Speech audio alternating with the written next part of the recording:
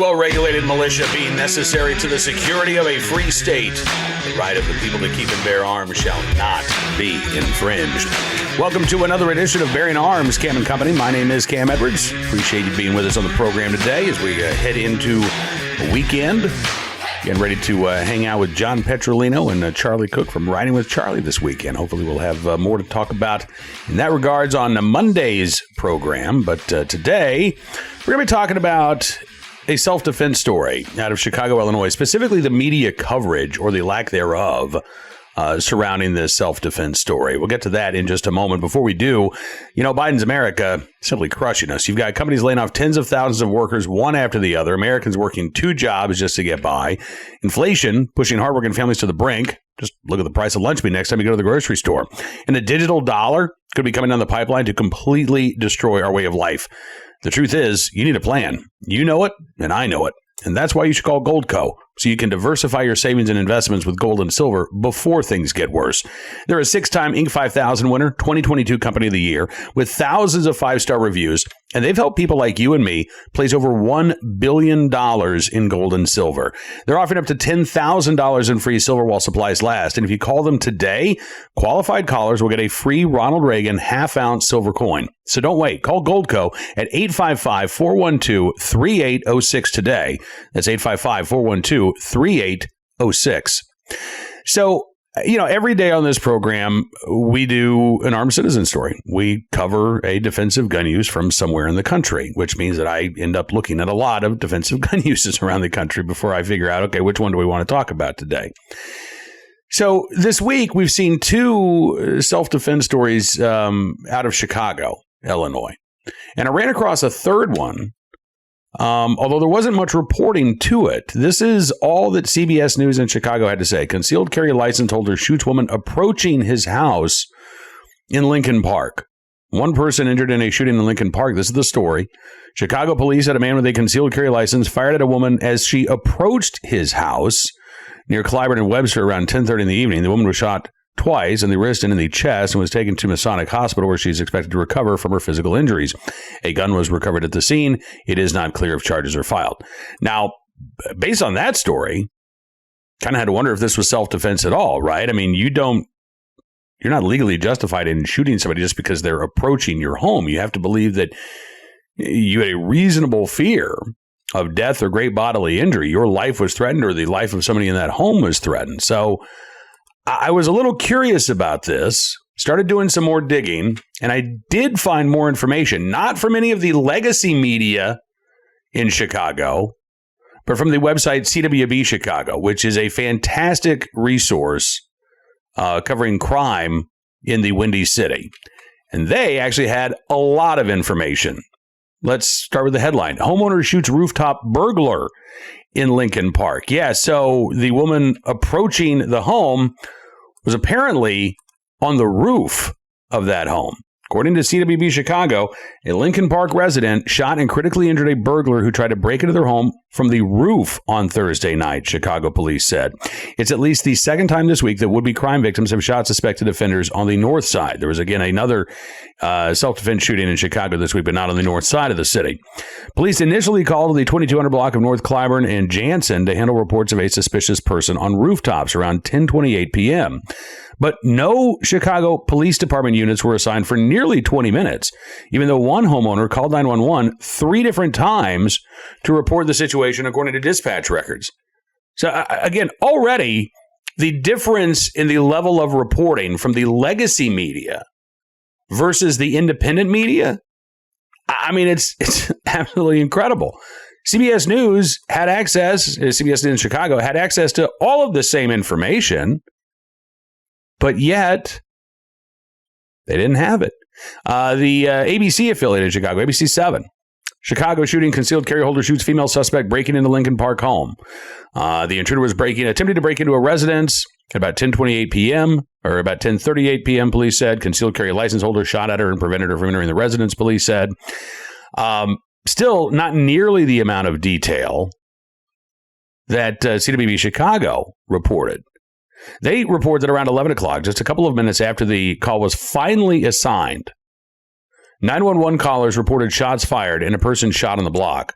Cops, they say, arrived to find a woman shot on the roof of a home, according to a Chicago Police Department media statement. So again, the Chicago police put out this information that CBS News in Chicago, I guess, just disregarded, felt it was unimportant, and again, left the impression that this woman was shot as she was walking up towards this house, as opposed to trying to break in from the roof.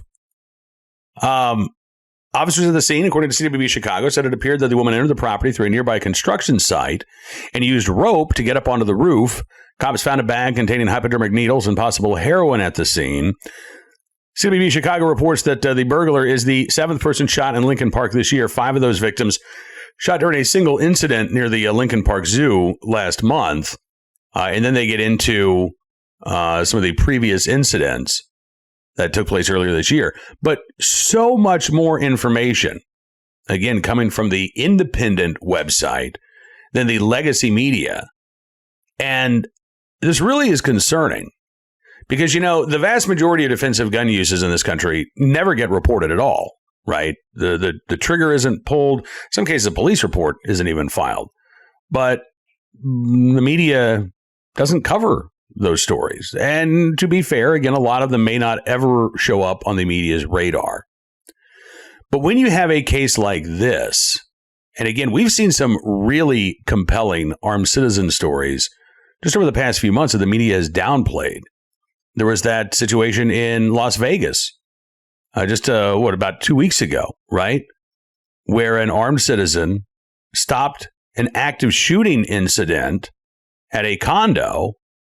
And not only did the local media downplay the armed citizen aspect of that incident, apparently Las Vegas police kind of did as well.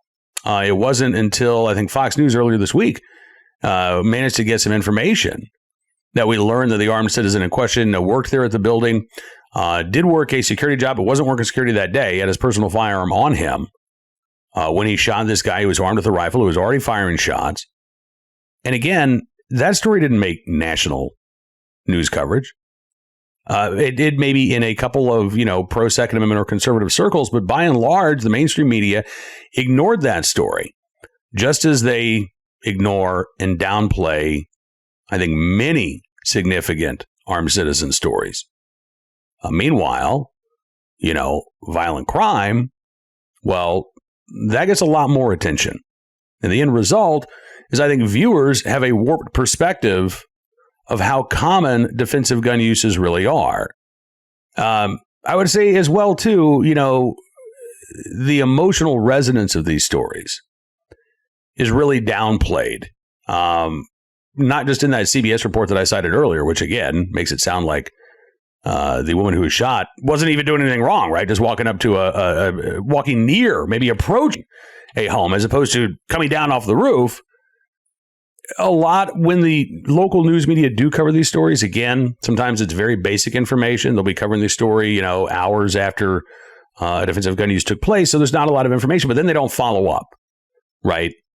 So you never, or I shouldn't say never, but it is incredibly rare that the local media will talk to an armed citizen after the fact, after, police have said, no, we're not going to pursue any charges. This was a justified homicide or a justified use of force. Rarely do we ever hear from those individuals. Now, again, in some cases, it may be that they don't want to talk to the media. They don't want to put a spotlight on themselves. But, listen, I did my time in local TV. There are ways around that. You can provide anonymity to that individual. You are the victim of a crime. We're not going to name you. We'll silhouette you so that your face can't be seen.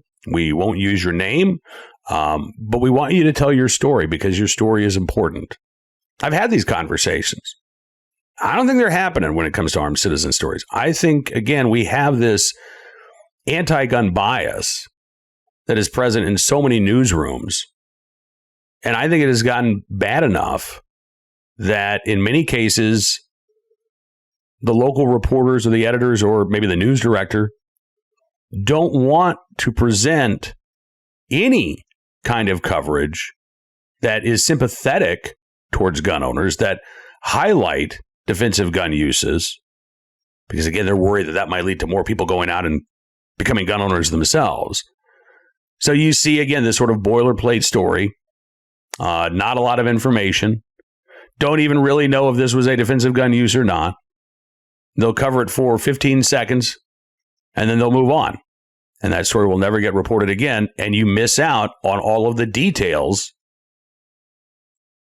that are pretty compelling. Again, the details, in this case, provided by CWB Chicago, and the Chicago police, ignored by far too many media outlets in the Windy City itself. Just something to keep an eye on as you're, ingesting the news media these days. There is the explicit bias, right?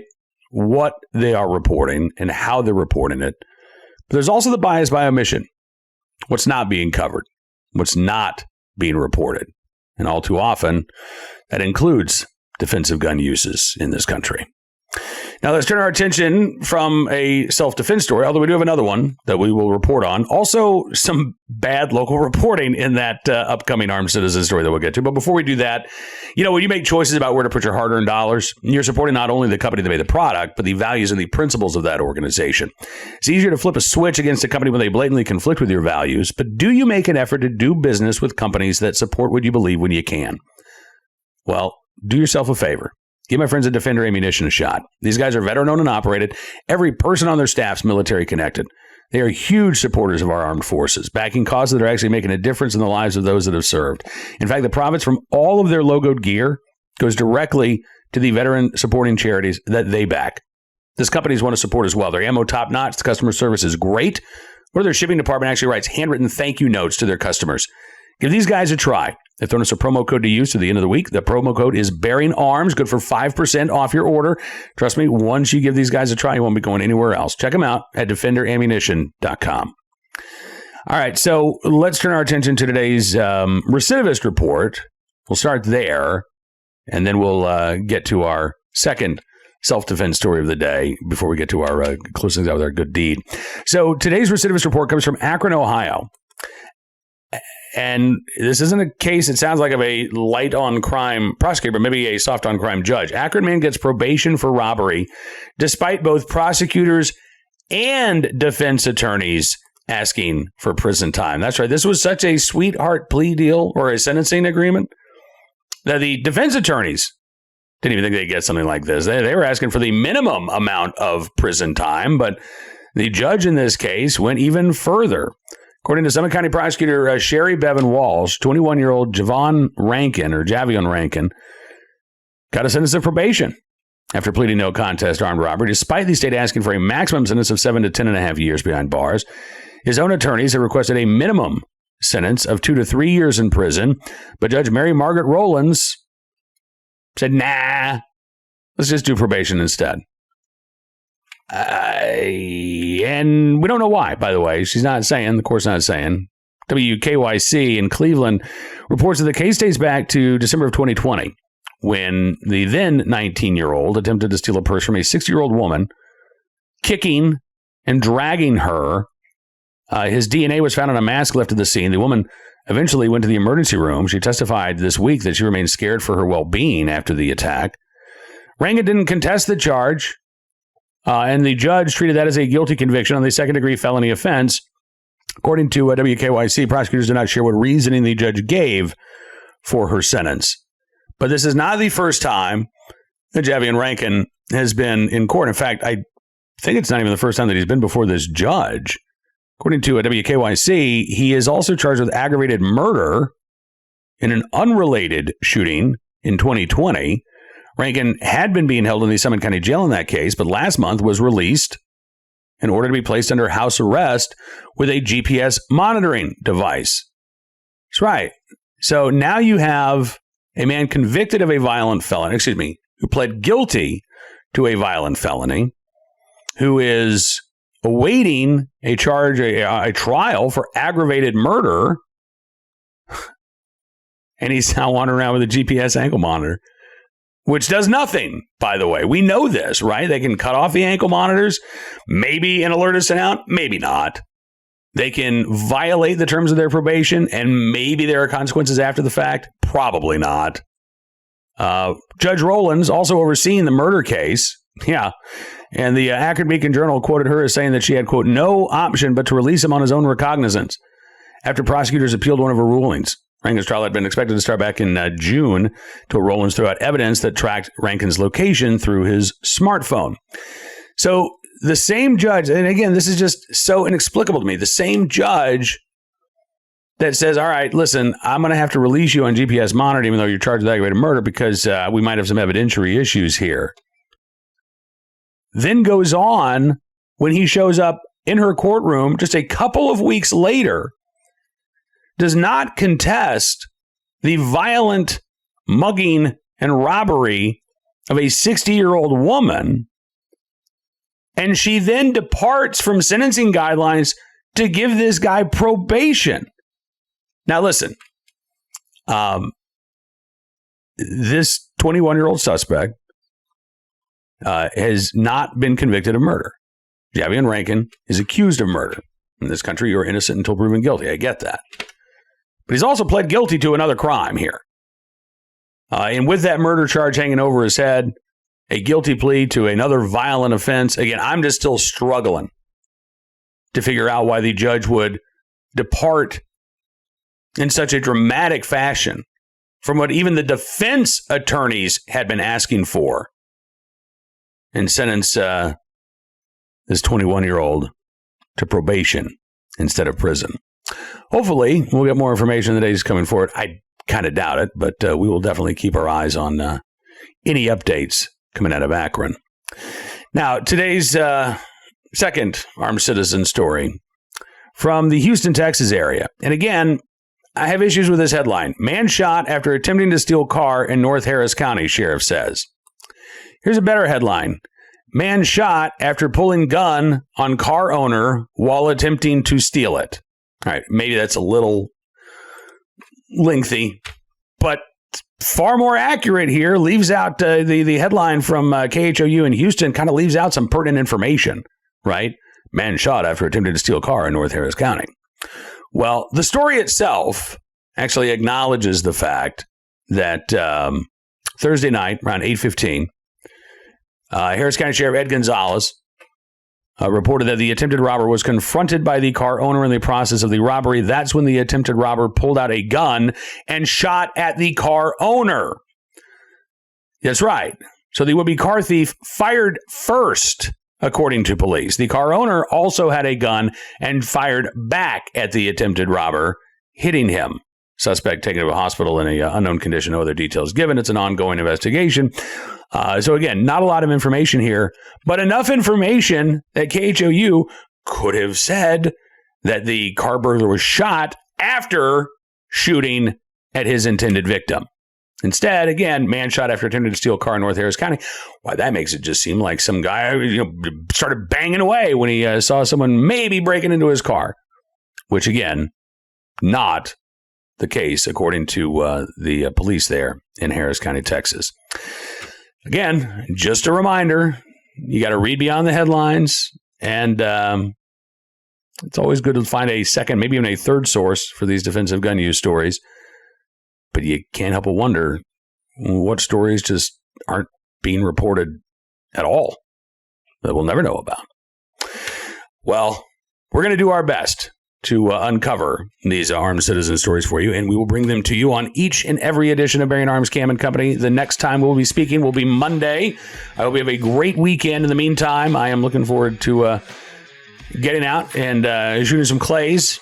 Wish we were doing a little bit earlier in the day, but you know what? I'll hang out with my friends. I will brave the mid-July Virginia summer and in the 80% humidity and the 90-degree temperatures, and I'm going to have a good time. So hope you have a great weekend as well. We'll see you back here on Monday. Until then, be well, be safe, and be free.